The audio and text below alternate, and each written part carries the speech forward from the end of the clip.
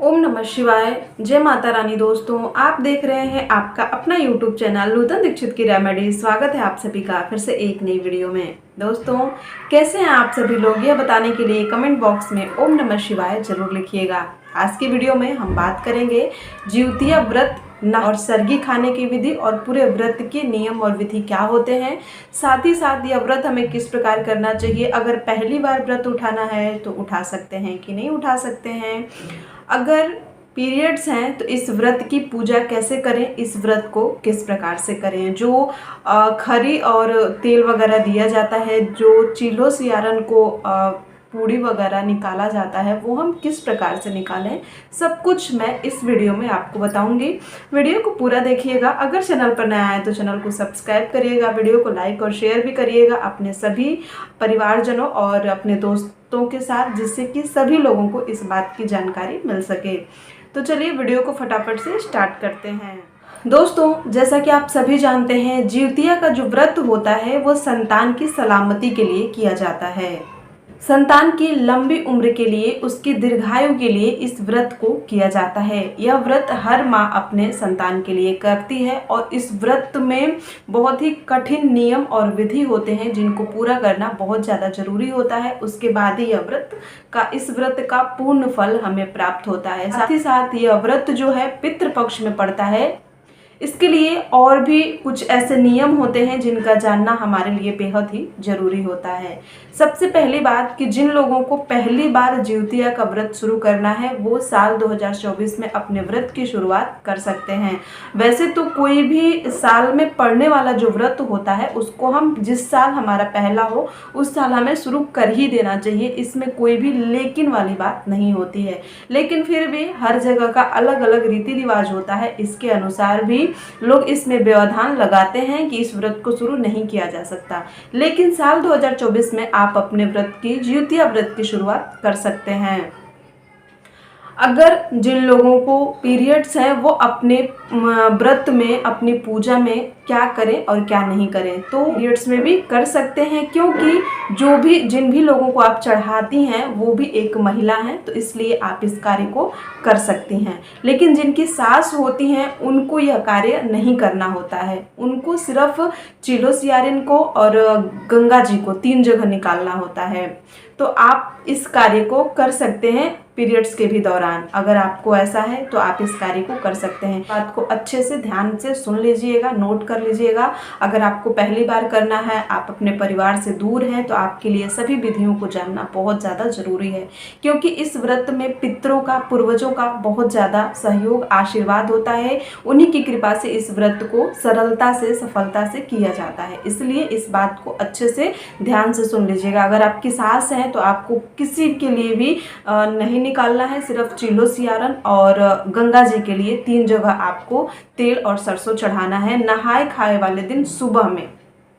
और जो सरगी हम खाते हैं उसमें से भी अगर आपकी सास हैं तो आप सिर्फ 3 जगह ही चढ़ाएंगी, चिलो सियारन और गंगा जी को। बाकी जिन लोगों को भी चढ़ाना है वो आपकी सास चढ़ाएंगी। बहुत जगह पे क्या होता है कि जिनकी सास होती हैं उनको चढ़ाना ही नहीं पड़ता है, लेकिन हम लोगों के यहाँ, जहाँ से मैं हूँ, हम लोगों के यहाँ जिउतिया के व्रत में अगर हमारी सासू माँ चढ़ाती भी हैं फिर भी हम 3 जगह चढ़ाते हैं, चिलो सियारन को और गंगा जी को। तो इस प्रकार से आप अपने यहाँ की विधि को पहले देख लीजिएगा। शाम के समय हर घर में जिउतिया के व्रत में तरोई की सब्जी बनती है। तरोई की सब्जी और बिना नमक वाली और पूड़ी घी में बना के पहले ही उसको हटा दिया जाता है, क्योंकि वही सुबह सरगी में खाया जाता है। जिउतिया के व्रत में जो सुबह सरगी खाया जाता है उसमें वही पूड़ी और बिना नमक वाली तरोई की सब्जी खाया जाता है और वही चढ़ाया भी जाता है। तो आप उसे शाम के समय, नहाए खाए वाले दिन शाम के समय सबसे पहले किचन को अच्छी प्रकार से साफ सुथरा करके वो बना के हटा दीजिएगा। उसके बाद आपको जो भी खाना है वो आप खाना बना के खाइएगा। कई जगह पे मालपुए वगैरह बनाए जाते हैं सरगी में रखने के लिए भी और खाने के लिए भी, तो ये पूरी तरह से आपके यहाँ के रीति रिवाज के ऊपर निर्भर करता है। सुबह में जिस दिन आपको व्रत रहना है उस दिन आपको भोर में 3 से 3:30 बजे के बीच में ही उठना है, क्योंकि 4 बजे के बाद से सरगी नहीं खाई जाती है और सूर्योदय मान लिया जाता है, अगला दिन व्रत वाला दिन शुरू हो जाता है। इसलिए 3:30 से 3 से 3:30 या 4 के बीच में ही सर्गी खाई जाती है। उसके बाद आप सर्गी नहीं खा सकती हैं। तो आपको 3 बजे उठ जाना है। आप चाहें तो उसी टाइम नहा लीजिए, वरना ब्रश वगैरह करके अच्छी प्रकार से, और आप पहले चढ़ा दीजिए दही, चिवड़ा और जो आपने तरोई की सब्जी और घी वाली पूड़ी बना के रखी है उसमें से चढ़ा के, अगर केला वगैरह चढ़ाया जाता है तो वो भी चढ़ा सकती हैं। मतलब चढ़ाया जाता है, आपके यहाँ चढ़ाया जाता हो तो आप चढ़ा सकती हैं। और पीला सिंदूर लगा दीजिएगा, जितने लोगों को चढ़ाइएगा उतने लोगों को। अगर आपकी सास हैं तो उनसे पूछ के, या फिर उनकी बस चिलो सियारन और गंगा जी को 3 जगह चढ़ा के और पीला सिंदूर लगा दीजिएगा। लेकिन अगर आपकी सास नहीं है तो आप अपने घर के किसी बड़े बुजुर्ग से पूछ लीजिएगा कि कौन कैसा मतलब था। जैसे कि आपकी सास हैं, अपनी सास को चढ़ाना है, दादी सास को चढ़ाना है, चिलो सियारिन को चढ़ाना है, कितने कितने लोगों को चढ़ाना है, इस प्रकार से अपने घर में किसी बड़े से पूछ के और आप इस प्रकार से चढ़ा दीजिएगा सुबह में 3, 3:30 या 3:45 के आसपास। उसके बाद जो चीज़ें आप चढ़ाइएगा उन्हीं चीज़ों में से खा के सर्गी का भी नियम पूरा कर लीजिएगा। उसके बाद आप जो भी मन करे, जूस पी लीजिए, कोल्ड ड्रिंक पी लीजिए, पानी वगैरह पी लीजिए अच्छी प्रकार से।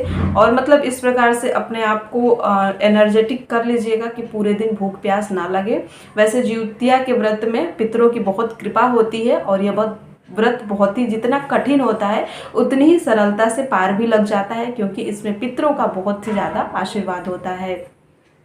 उसके बाद आप अपने व्रत का संकल्प ले लीजिएगा। आपको पूरे दिन व्रत का संकल्प लेके पूरे दिन निर्जला व्रत रहना है। शाम को आप अरियार बरियार की पूजा होती है वो करिएगा विधि विधान से, और अपने व्रत को पूरा करिएगा। इसमें पानी वगैरह नहीं पिया जाता है। अच्छी प्रकार से मतलब कि इस ध्यान रखिएगा सभी बातों का। पानी जिउतिया के व्रत में बिल्कुल भी नहीं पिया जाता है, निर्जला ही व्रत होता है।